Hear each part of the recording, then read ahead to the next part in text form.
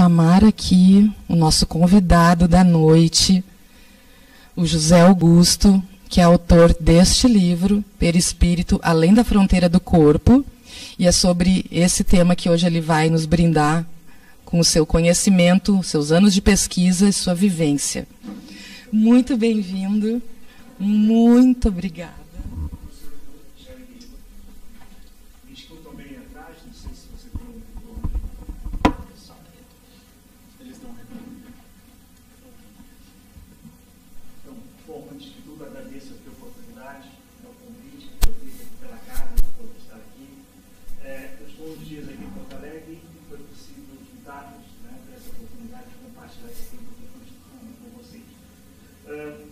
Nós vamos falar sobre um tema bastante amplo. A ideia é fazer um resumo. Aqui temos 30 minutos, uns 40 minutos em função dos trabalhos que estão sendo feitos. E talvez não consigamos abordar em profundidade todos os temas, mas aí eu fico à disposição, a casa tem contato, eu fico à disposição para qualquer esclarecimento posterior. Então, basicamente, o tema é perispírito.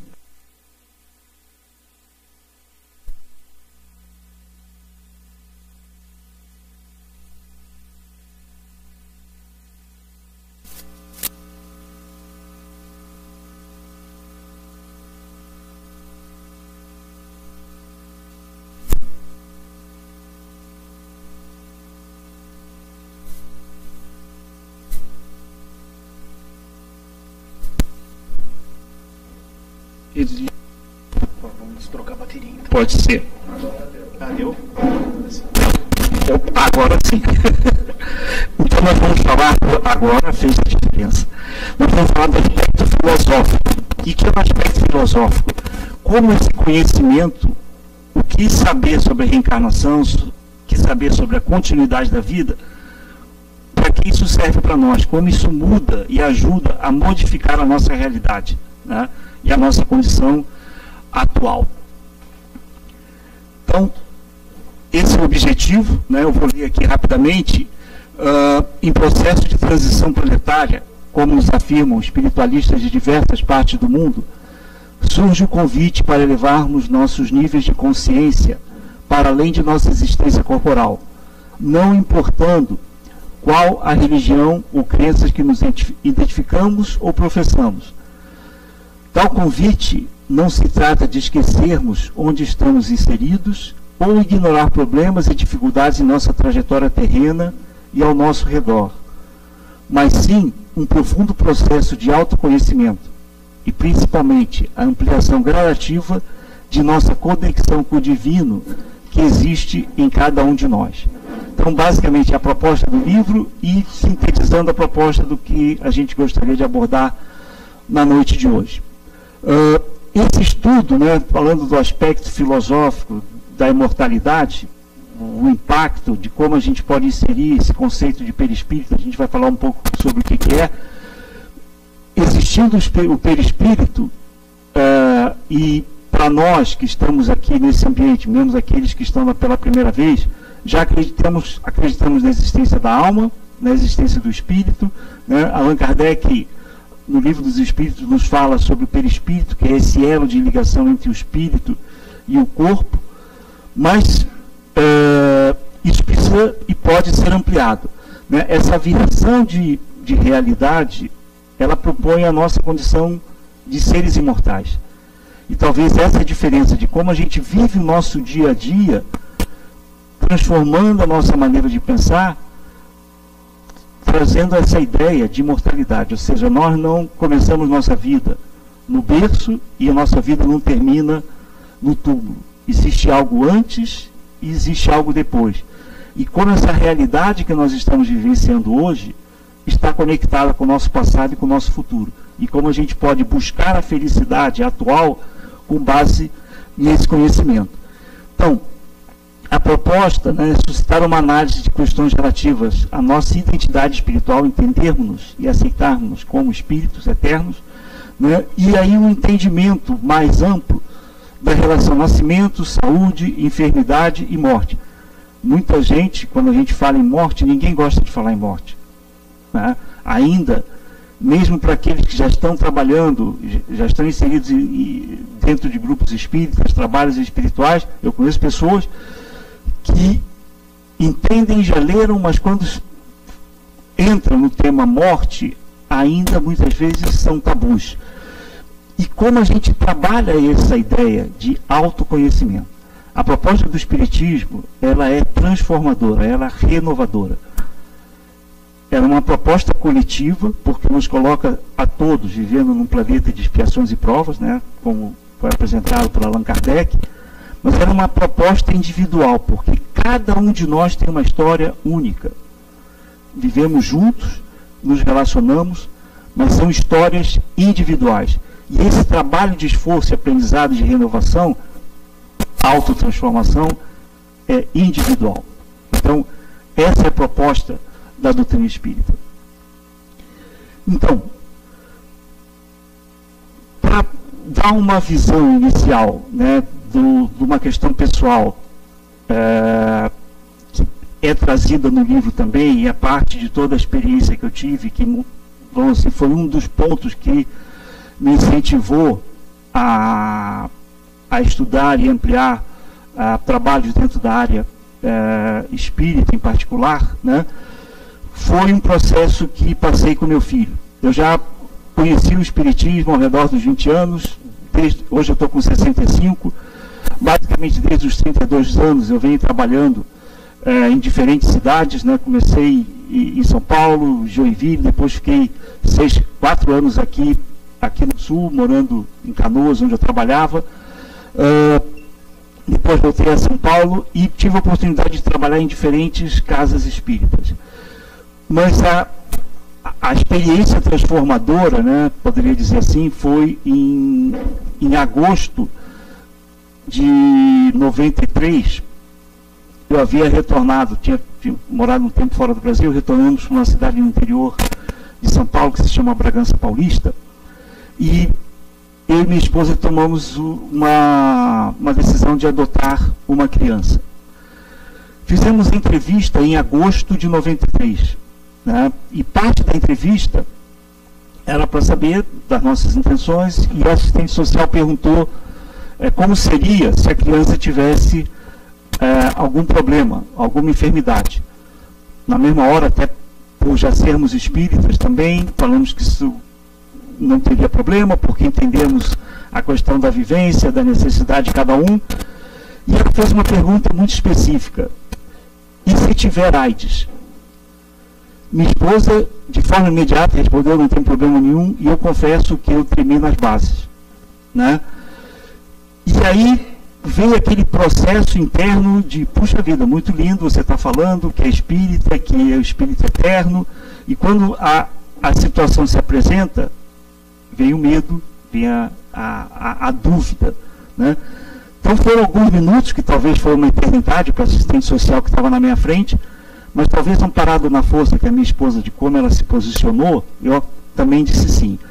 E esse sim foi talvez a experiência mais importante que eu estou tendo oportunidade de viver nessa vida, né? Esse espírito chega para nós exatamente 9 meses depois dessa entrevista. Quer dizer, nós fizemos a entrevista em agosto de 93, ele reencarnou em setembro de 93 e chegou para nós através da adoção 9 meses depois. Então eu entendo que aquela reunião foi uma concepção, né? Um período ali foi sim, claro, não chegou diretamente, biologicamente, através de nós, mas foi, espiritualmente falando, um processo de concepção, de gestação e tudo mais. Então ele chega para nós, e os médicos, ao verem a situação, nos falaram: acho que é muito difícil, melhor desistir, a situação dele, pela enfermidade, é muito grave, possivelmente não chegue a 1 ano de idade. E sempre, eu olhando para minha esposa, ela dizia: não, vamos em frente, e falou para o médico: ok, obrigado pela informação, mas o senhor não é Deus e não é o senhor que decide. E fomos.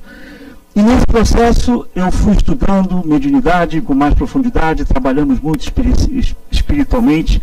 O Pedro, foram muitas situações, né? Aos 7 anos, aos 8 anos, ele esteve próximo de desencarnar. tivemos vivências fantásticas que não chega aqui a condição de narrar durante os trabalhos mediúnicos que nós desenvolvemos, até que, por fim, né, quando já estávamos morando aqui em Porto Alegre, ele acabou desencarnando aqui no Moinho de Vento. No ano de 2003, ele havia ficado 9 meses num processo de... A gente fez um home care em casa, então a gente sabia internamente que esse período de desencarne estava se aproximando.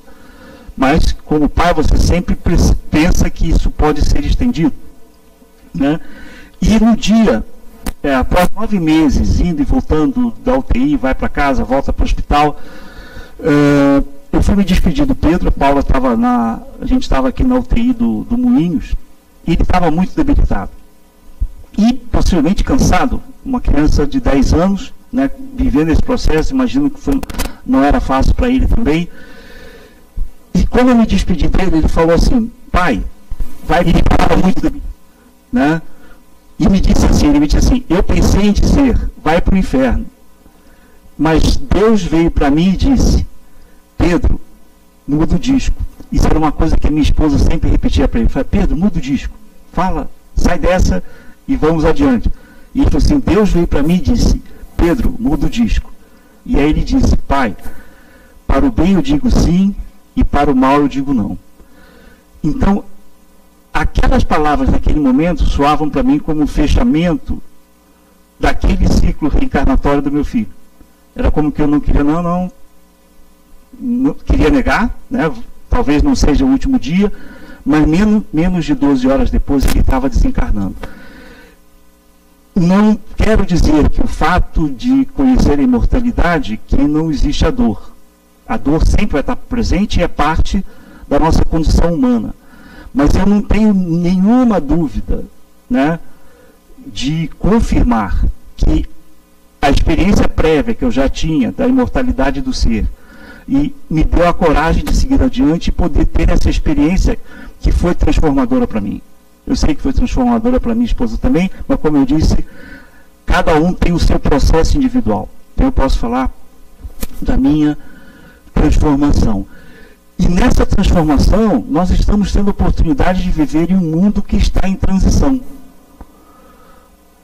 No Livro dos Espíritos nos foi dito que nós estamos vivendo num planeta de expiações e provas e que a condição do planeta está modificando para alcançarmos uma condição de um planeta de regeneração.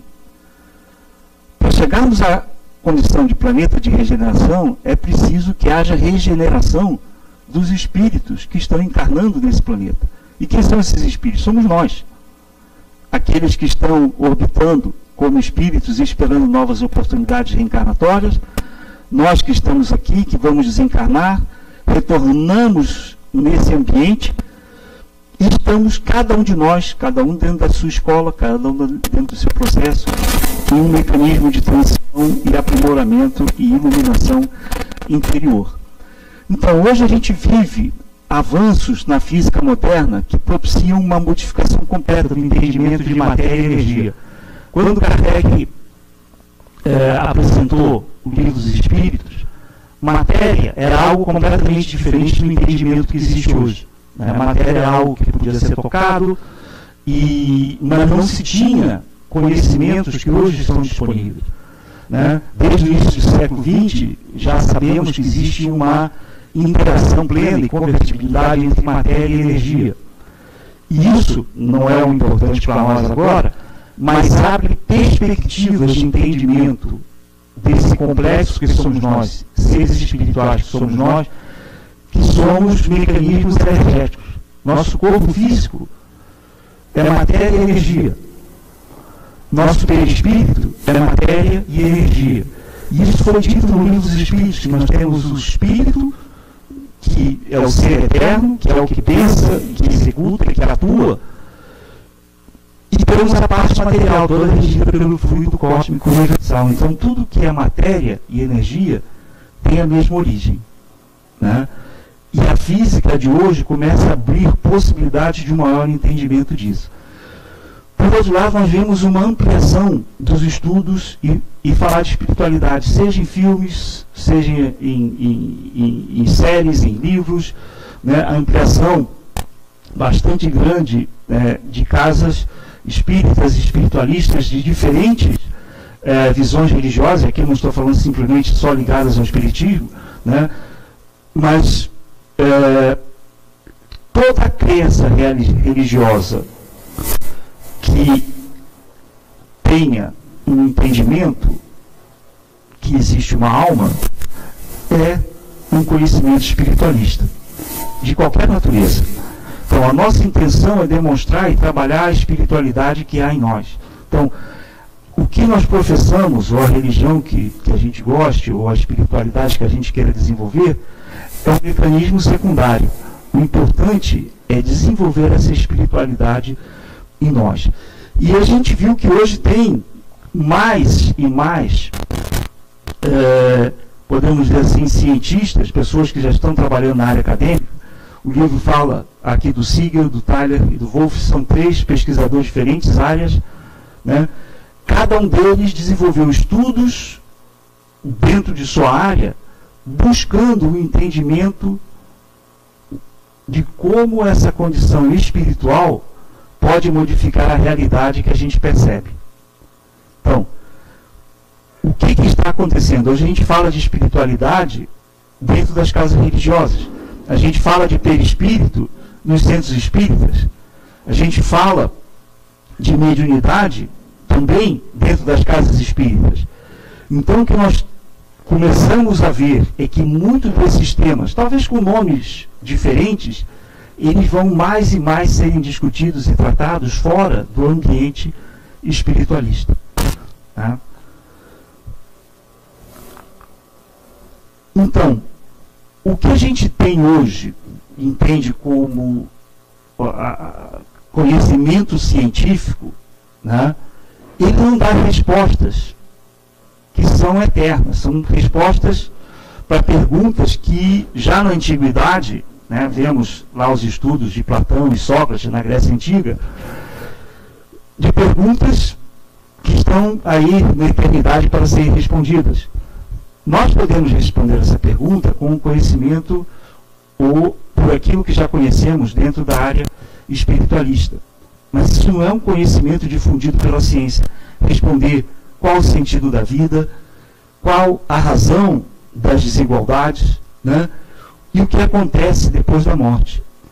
Se a gente pensa em desigualdades e as desigualdades imensas, tá bom. Tá bom. Não tem problema, gente. Eu que... Tá bom.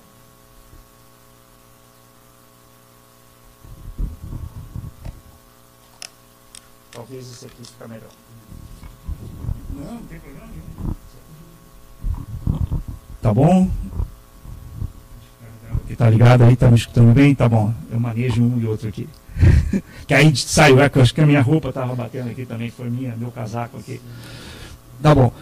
Então, essas perguntas, qual o sentido da vida? Razão das desigualdades. E como é que a gente explica desigualdades? Como é que a gente explica que uma criança desencarna com 10 anos de idade, com 10 anos de padecimentos físicos, muito sofrimento, e a avó da minha esposa desencarnou com 103. Então, se a gente for pensar que a vida é uma só e que todo mundo tem uma oportunidade de viver, como estaria a justiça de Deus, né, com uma pessoa receber 103 anos e outra 10, ou desencarnar com 6 meses? Então, é necessário ter explicações que sejam mais transcendentes, e essas explicações, elas transcendem sim uma existência única. Existimos antes dessa vida e vamos continuar existindo depois dessa vida. Isso sabemos nos centros espíritas. Mas como que esse conhecimento vai ser levado para fora, né? É o trabalho que não é simplesmente da casa espírita, mas é o trabalho que a espiritualidade como um todo vem fazendo, enviando cientistas, por exemplo, que trabalham essa ideia fora do âmbito religioso. Então, nós não vamos encontrar muitas dessas respostas, né, sem conectar o espírito nessa equação.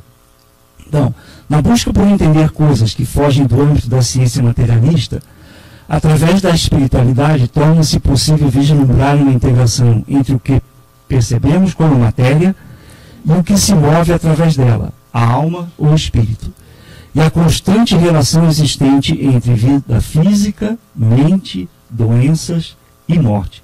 Tudo isso tem explicações. Estamos regidos por mecanismos de causa e efeito, leis de causa e efeito, são leis divinas. Leis que dá a cada um de nós, Jesus nos disse a cada um segundo suas obras, né? Essa manifestação da ação divina, ela ocorre em cada uma das nossas encarnações. E esse processo que nós sabemos e falamos, ele precisa ser trazido para dentro. E no momento que a gente traz isso para dentro, nós damos uma oportunidade, né, que é a reforma interior, que só vai ocorrer através de um processo de autoconhecimento. Conhecer como nós somos. Autoconhecer a nossa realidade, como a gente atua, como a gente reage diante das dificuldades que se apresentam na nossa vida. Isso já diz muita coisa. Se somos pessoas reativas, muitas vezes violentas, muitas vezes intempestivas, né, se manifestamos ideias preconcebidas ou preconceitos, isso é a nossa realidade.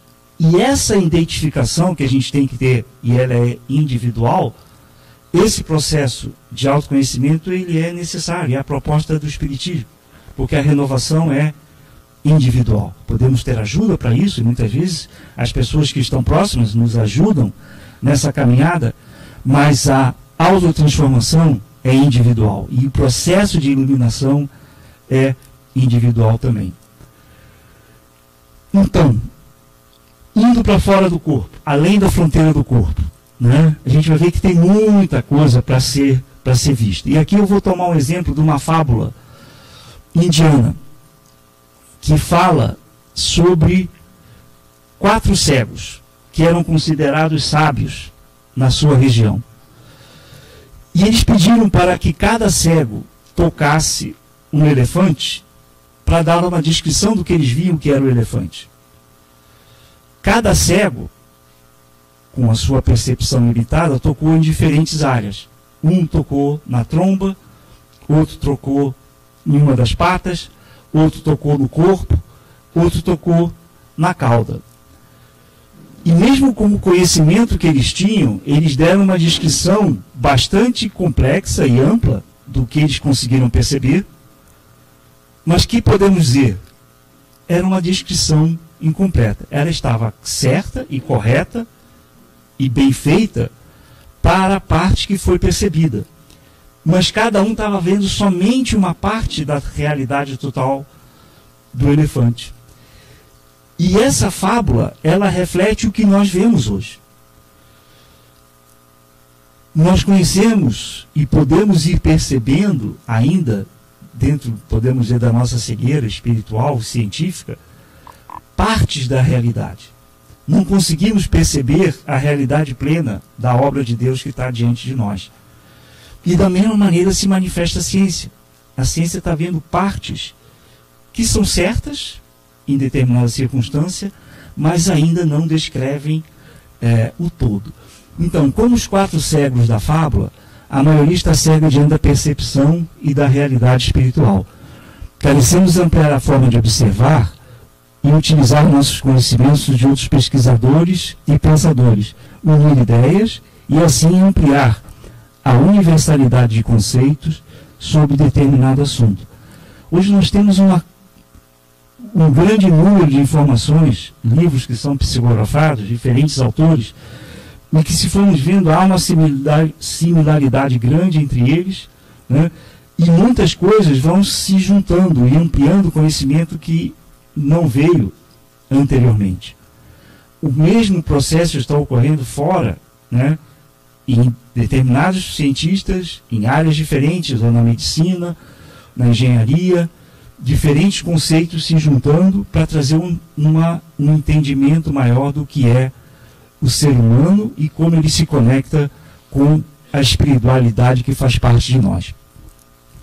E quando a gente traz isso para o que a gente estuda, o tema perispírito.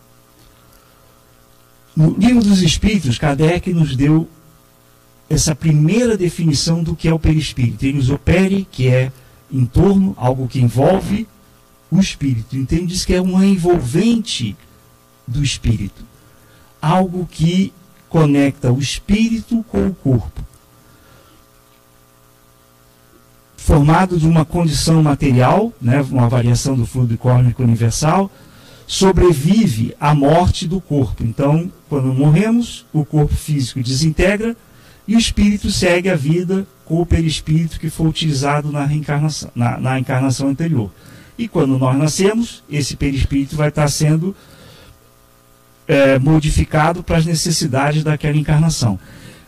E o Décio Andoli, ele escreveu um livro, Fisiologia Transdimensional, que diz o seguinte: a estrutura perispirítica é complexa, tanto na natureza dos seus compostos, quanto na disposição de suas formas.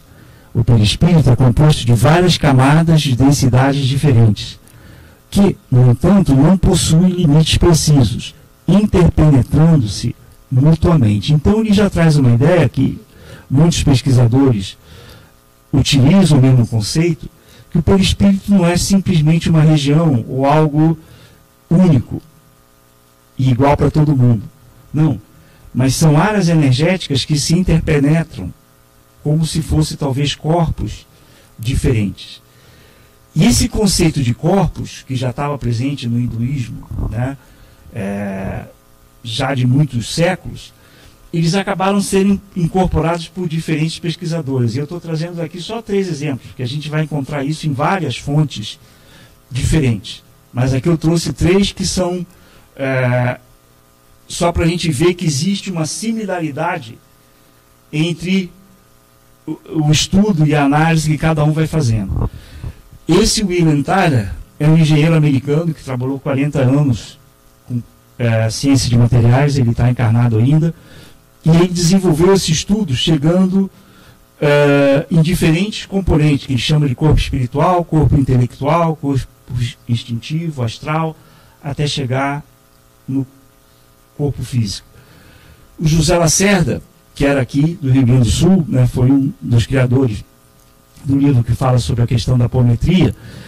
Ele vai na mesma fonte e cria outros corpos também baseado na proposta de trabalho que ele apresentou. O Jorge Andréa era um médico psicanalista, né, lá de Niterói, Rio de Janeiro, já desencarnou também, assim como Lacerda, e ele fez um estudo mais relacionado à parte do inconsciente e do, vamos dizer assim, do psiquismo humano, e chegou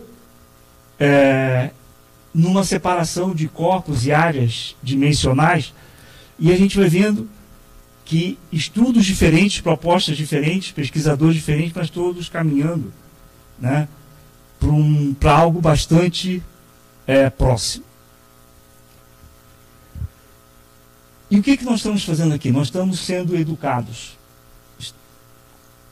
educando a nossa consciência, né? É um processo de aprendizado. E aqui nós vimos que tem um livro, né, que eu utilizei aqui no trabalho, que chama Vida Antes da Vida. Uma psicóloga, Ellen Van Bach, ela fez um trabalho com 750 pacientes e trabalhando com hipnose, eles narraram que, em alguns casos, conheciam a família onde iam reencarnar, uns estavam felizes com essa experiência, outros tinham medo, né, até de reencarnar naquela família, tinham conflitos, mas ela chegou à conclusão da importância do trabalho e do entendimento da reencarnação, fechando aquele trabalho que estava fazendo. E ela baseou o estudo dela do que o Raymond Moody havia feito em 75. Ele era um médico cirurgião e ele fez uma coleta de várias informações de pessoas que narravam o que viam numa condição que chamava experiência de quase morte. Eram pacientes que foram em condição de bastante crítica, já terminal, e que retornavam narrando situações que tinham visto um tudo, que tinham visto os familiares, narrando situações, e ele foi mapeando tudo isso e viu que tinha uma similaridade também bastante grande. E nesse trabalho também, o Kenneth, ele pegou essa experiência de quase morte e fez um trabalho com deficientes visuais. E ele eliminou uma das coisas que tinham, porque muitas das narrações que existiam antes, né, se dizia, não, porque ele está narrando que viu a operação do alto, mas ele podia ter visto de outra maneira. E o Kenneth foi ver, bom, tinham cegos, deficientes visuais, que não tinham como descrever aquela situação, mas fora do corpo, numa experiência de quase morte, eles perceberam a operação que estava sendo feita, narraram como se estivessem realmente fora do corpo, né? Então, tudo isso agora são trabalhos que estão sendo levados adiante. E o que o Kardec disse para a gente? Né? Nascer, viver, morrer, renascer ainda, progredir sempre. Essa é a lei. E essa inscrição foi escrita no túmulo dele. Né? E essa é a mensagem para todos nós. Então, já estamos quase aqui no nosso tempo. O que nós estamos fazendo encarnados aqui nesse planeta?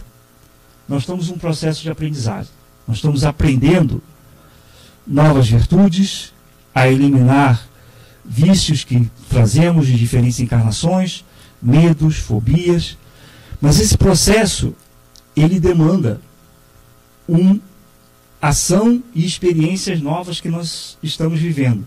Então, isso aqui era uma figura do educador, do Piaget, que ele fala que a gente sempre tem uma estrutura de aprendizado, desenvolvemos novas ações, um esforço de adaptação para uma nova situação e adquirimos esse conhecimento. E aí a gente entra no estágio da adaptação. Quando alcança a adaptação, a gente muda, vamos dizer assim, para o patamar acima. E quando a gente muda para esse patamar acima, a gente começa um outro esforço de adaptação e vai ampliando a nossa condição. Esse é o processo que nós chamamos de evolução. Isso que nós estamos fazendo de existência a cada existência, de situações que se apresentam diante de nós e que vêm para que a gente tome atitudes diferentes, né, e ações diferentes, senão a gente vai estar sempre repetindo a mesma maneira de atuar, e aí não vamos sair da situação. E como é que nós fazemos isso encarnado? Né? Como é que nós evoluímos? Nós temos uma interação com a nossa realidade espiritual. Quando a gente está desencarnado, a gente está interagindo com outros espíritos no plano espiritual. Então existe uma integração com o nosso lado espiritual. Durante a encarnação, nós estamos interagindo com o meio social, com a nossa família, com o meio onde fomos inseridos, né? E a consequência disso é que nós vamos colocando esforços adicionais de aprendizado, transformando nossos sentimentos, nossas emoções, de como a gente reage às situações, e vamos evoluindo. Isso são séculos, né? Não podemos dizer que isso é só uma vida. Jesus nos apresentou o modelo de perfeição e falou, vós sois deuses. E Jesus nos trouxe a ideia de que a perfeição é para todos. Mas para que a gente chegue na perfeição que Jesus alcançou, isso não é um trabalho de uma vida. Seria impossível pela nossa condição humana e a imperfeição que nós ainda carregamos, chegar na perfeição de Jesus como obra de uma vida. Então, nesse ponto é onde a reencarnação vem trazer essa peça que faltava, né? E André Luiz, na obra de Chico Xavier, ele nos fala que o nosso psiquismo tem 3 andares. Um inconsciente, que retrata o nosso passado, tudo que nós adquirimos em vivências anteriores, e nos dá o modo como nossos impulsos são feitos, impulsos automáticos. Ou seja, se alguém pisa no nosso pé, como que nós reagimos? Isso somos nós, sem freio, quando reage, né? Mas nós temos já uma área consciente que quer transformar isso e que já sabe que nós não vamos estar reagindo a ferro e fogo a toda a situação. Então tem uma consciência atual que começa a colocar freios na nossa maneira de atuar. Mas esses freios vêm ainda de um psiquismo mais amplo, que é o superconsciente, que nos dá a meta superior a ser alcançada. Então, a gente busca a perfeição nesse processo interno, trabalhando o nosso ego, trabalhando a nossa maneira de ser e reagindo e melhorando a nossa forma de atuar com o nosso próximo. Trabalho no bem, trabalho de transformação. Né? E o Capra está propondo, Capra é um físico que vive, ele é de origem indiana, ele vive nos Estados Unidos, na Califórnia. Na década de 80 ele escreveu um livro que chama Ponto de Mutação, propondo modificar a maneira como a física, como a ciência olha o ser humano. Né? É um livro muito interessante, né? Tem alguns pontos que são colocados também no livro. E o que ele nos diz aqui, a física e a biologia podem estar conectadas de maneira que ainda não compreendemos. E somente abrindo novos horizontes passaremos a entender coisas que vão além dos nossos estreitos conceitos e percepções, muito além do que a ciência atual nos diz como correto. Tá bom? Então, nós podemos estar seguindo, falando de como o nosso corpo atua durante as encarnações, né? O Adamastor nos fala sobre forças hipodinâmicas e hiperdinâmicas. Os termos não são importantes, mas só para ressaltar que no momento que nós estamos preparando para reencarnar, existe uma contração do perispírito, e aí temos forças que estão atuando nessa contração, mantendo a individualidade do espírito, mas preparando ele para a experiência que vai ser levada durante a encarnação. Então existe um movimento de contração. No processo de envelhecimento, esse movimento de contração vai ocorrer de novo, seguindo um movimento de expansão que ocorreu no momento do nascimento. Quer dizer, no momento do nascimento há uma expansão, depois há uma contração, e quando desencarnamos, que o perispírito se separa do corpo, há uma nova condição de expansão. Então, muita informação, né? E a gente vê que hoje nós temos uma visão materialista que ainda prevalece na nossa maneira de viver. Não que nós sejamos materialistas, mas a nossa sociedade, principalmente a ciência, ainda traz essa visão materialista. Porque ela diz que tudo está centrado no cérebro, a consciência está no cérebro. Então essa visão de dizer que a consciência está no cérebro coloca que a nossa consciência é fruto de átomos e moléculas. E a gente já sabe que não é assim, e muitos cientistas já estão dizendo que não é assim. Ao contrário, é a consciência que regula o cérebro, e é a consciência que regula o que nós somos, né? Mas a consequência, o impacto dessa visão materialista que nós temos, traz questões que estão sendo tratadas hoje, e isso é importante a discussão, questões, né? Não, sem problema. Não tem problema. Ou seja, questão de machismo, homicídios, racismo, preconceitos, aí como homofobia, fome, corrupção, suicídio. Cada um desses temas a gente pode aprofundar e ver questões que vão estar relacionadas da nossa maneira de ver. Quando um pensa que é melhor que o outro, ou que um é diferente, né? Que é a visão contrária que a ideia de um ser eterno, imortal, vai trazer.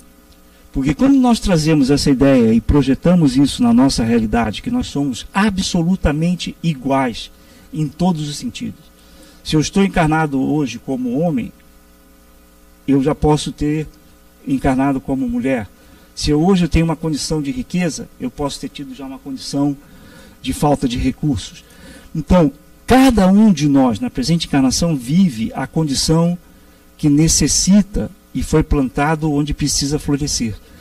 E isso não coloca ninguém acima de ninguém. E também não coloca ninguém abaixo de ninguém. Então, eu não posso falar de machismo, colocando que o homem seja superior, se eu entendo que a mulher que está comigo, a mulher que está junto comigo, que está reencarnando junto comigo, tem exatamente as mesmas condições, os mesmos direitos e está passando pelo seu processo também individual.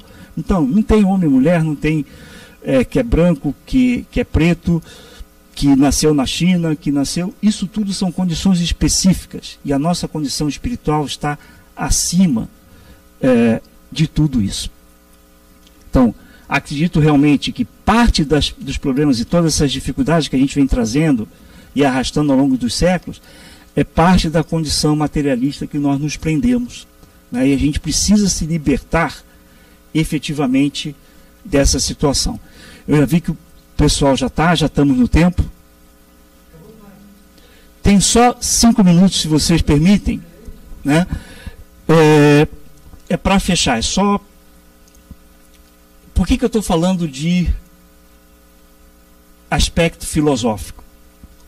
Né? E por que eu estou repetindo? A gente pode estudar espiritismo, pode estudar reencarnação, pode estudar perispírito, mas isso tudo não vai ter benefício nenhum para a nossa transformação se a gente não introjetar e modificar a maneira que a gente tem de pensar como ser imortal. Então, um exemplo aqui que eu queria falar da Lúcia, eu estou falando de uma pessoa, e eu estou falando de uma pessoa que eu conheci. Possivelmente existem milhões de Lúcias encarnadas no planeta. Mas eu conheci a Lúcia aqui em Canoas, né? Na época, nós nos encontramos, que a gente estava fazendo trabalho, eu e minha esposa estávamos fazendo trabalho com meu filho, de inclusão, né? Porque ele tinha processos de dificuldade de inclusão, não por questão de cor da pele, mas pelo fato dele ter AIDS. A Lúcia estava trabalhando questões de inclusão, talvez mais graves na nossa sociedade hoje, pela cor da pele e pela condição de pobreza bastante grande que ela trazia. Ela havia aceitado a seguir com a encarnação do filho, que tinha já um diagnóstico de rubéola e que dizia que teria complicações. O marido que ela tinha abandonou, ela tinha tinha esse espírito que ela decidiu levar adiante, né? E que nasceu com um espectro de autismo, mas mais grave, deficiências múltiplas, que faziam com que ele necessite de suporte para comer, se alimentar, interagir com o mundo. Ele não fala, ele não vê, e necessita da família ali com ele. E quando nós conhecemos a Lúcia, ela estava buscando a inclusão desse filho dentro de um meio que praticamente queria que ele ficasse longe de tudo, né? E ela queria buscar, acreditar no milagre, que o filho dele, que o filho que ela tinha ia se salvar, e como ela me dizia, que ia ficar normalzinho. E nós começamos a ver, o que é o normalzinho? Defina, o que nós estamos, qual a sua expectativa? E foram longas conversas, né? E conversas gratificantes, e a gente foi, minha esposa e eu, a gente foi conversando sobre, compartilhando com ela a visão que a gente tinha, as dores que a gente vinha passando também com o Pedro, a dificuldade que a gente tinha de inclusão do Pedro. O Pedro estava numa casa, numa escola aqui de Canoas, que quando souberam que ele tinha AIDS, pediram, um conselho de pais, pediram para que ele fosse retirado da escola. A gente tinha passado a mesma coisa em Joinville. Então, essa é a sociedade que está aí e que não está vendo aquela criança como um ser imortal. E a Lúcia vivia a luta dela, né? E nós estamos falando da maneira como a gente via a vida e como nós estávamos trabalhando também o processo de inclusão nosso e do nosso filho. E falamos do que a gente acreditava de espiritualidade, de reencarnação, e a Lúcia foi transformando aquelas conversas numa modificação, vendo no Alexandre, que estava ali encarnado, num espírito eterno, que estava naquele núcleo familiar com uma missão, que a gente não pode dizer qual é, não sabemos, né? Mas que sim tinha leis de causa e efeito em ação. E ela acolheu aquele espírito de uma maneira ampla. Hoje ele está com... Eu estive com ela ontem, ele está com quase 30 anos de idade. Muitos médicos disseram que ele não passava dos 10, depois não passava dos 15, depois não passava dos 20, e hoje ele está com 30. O que está por trás de tudo isso, nós não sabemos. Agora, por que eu falo da Lúcia? Porque é uma pessoa que, com todas essas dificuldades, não tem uma vez que eu fale com ela e que ela não esteja com um sorriso transbordante na face. Ela é capaz daquele sorriso modificar o seu dia. E eu trago ela, né, mesmo morando longe agora, graças à tecnologia, o WhatsApp permite que a gente fale com as pessoas, mesmo de longe, e ela é uma inspiração para mim. Na semana passada, as pessoas que estavam em Canoas, você estava aqui, sabe que teve uma microexplosão, várias pessoas perderam casa, destelhado. Eu liguei para ela e ela me disse: não, está tudo bem, estamos vivos, estamos seguindo, perdemos aqui algumas telhas, mas agora eu estou trabalhando porque muitas pessoas perderam mais coisas e a fome continua.